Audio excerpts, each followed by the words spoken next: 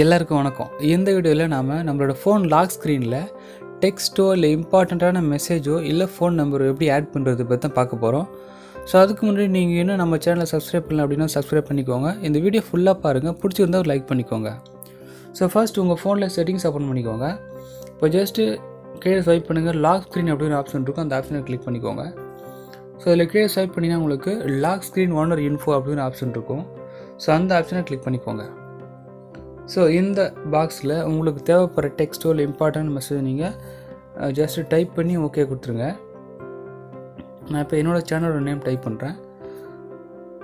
So type பண்ணிட்டு மேலே ஒரு டிக் ஆப்ஷன் இருக்கும், இதை கிளிக் பண்ணி டிக் கொடுத்துருங்க அப்படின்னா இதுக்கப்புறம் நீங்கள் செட் பண்ண அந்த மெசேஜ் உங்களோட ஃபோன் லாக் ஸ்க்ரீனில் ஷோ ஆகும்.